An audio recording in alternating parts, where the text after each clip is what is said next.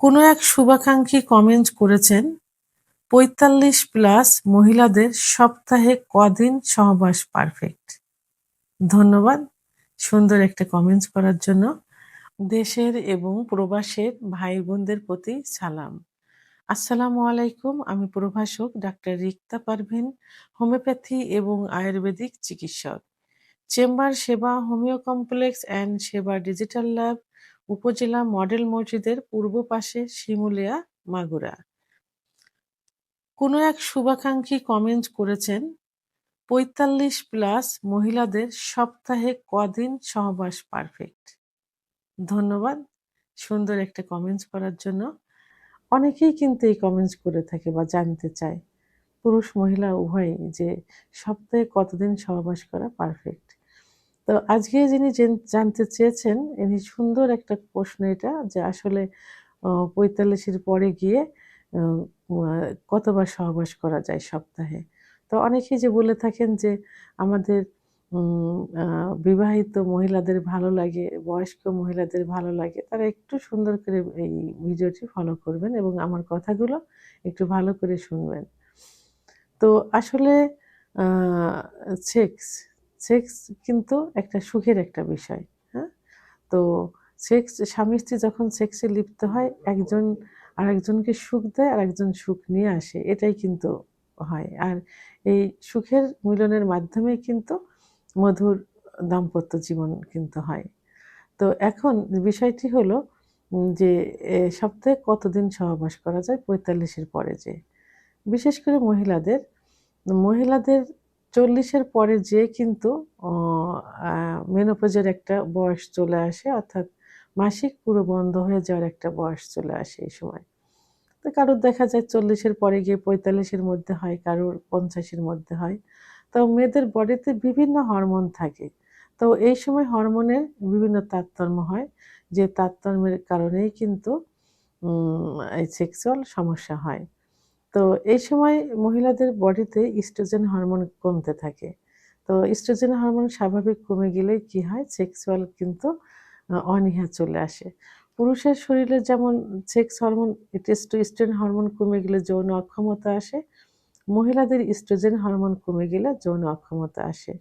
তো এই সময় মহিলাদের এই হরমোনটা কমতে থাকে। এর কারণে দেখা যায় সহবাসের প্রতি অনীহা চলে আসে। যে কারণে অর্গাজম হয় না।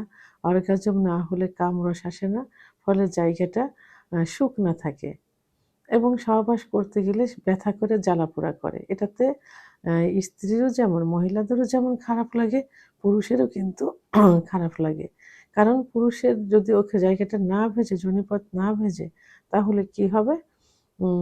তাদের জায়গাটা পিচ্ছিল হবে না। তখন পুরুষাঙ্গটা অনেক সময় ছুলেও যায় এবং সহবাসের প্রতি কোনো আগ্রহ থাকে না, আগ্রহ হারিয়ে যায়। কারণ উভয়ের মিলিতভাবেই তো সুখটা আসে।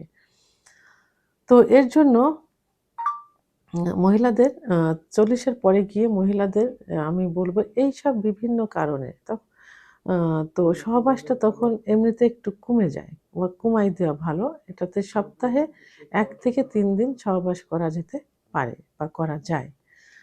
তো সেক্ষেত্রে আ চিকিৎসা নিতে হবে। এই যে মেনোপজের সময় যে হরমোনটা কমে যায় এবং আ তাদের কোনো চাহিদা থাকে না। এর জন্য কিন্তু পারফেক্ট চিকিৎসা আছে। তো আ সেই চিকিৎসাটা গ্রহণ করলে এরা কিন্তু আবার স্বাভাবিক অবস্থায় পুরুষের মতো ফিরে আসে। তো এখন আ স্বামী যাতে বেপথে না যায়, খারাপ না করে, খারাপ পথে না যায়, পরকীয়া না করে, ২য় বিয়ে না করে, এজন্য নিজেকে সচেতন হতে হবে। সচেতন হয়ে সঠিক চিকিৎসা নিয়ে যদি সুস্থ থাকা যায়, শরীর ভালো থাকে, শরীরে শক্তি সামর্থ্য থাকে, তাহলে কিন্তু সেটা নিজের উপরে নির্ভর করবে।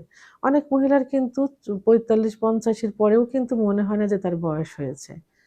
তো মনে হয় যে সেই ২৫-৩০ বছর বয়সের মেয়েদের মতো, ৩৫ বছরের মেয়েদের মতো।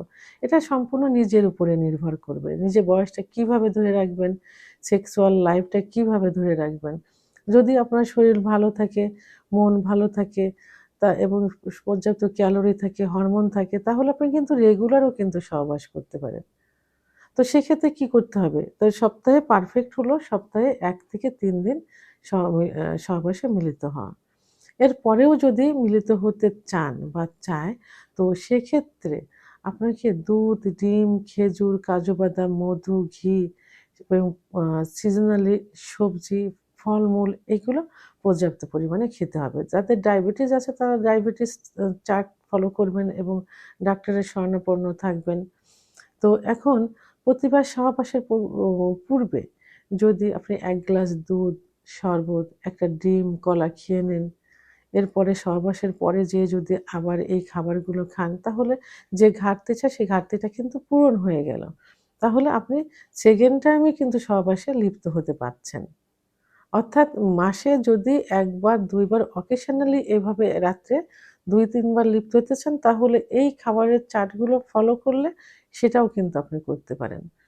তাহলে আর আর রেগুলারলি সহবাস যদি সেটা কতবার সহবাস করবেন সেটা সম্পূর্ণ নির্ভর করবে আপনার শরীরের উপর। আপনার শরীরটা কেমন তার উপরে নির্ভর করবে যে আপনি কতবার সহবাস করতে পারবেন।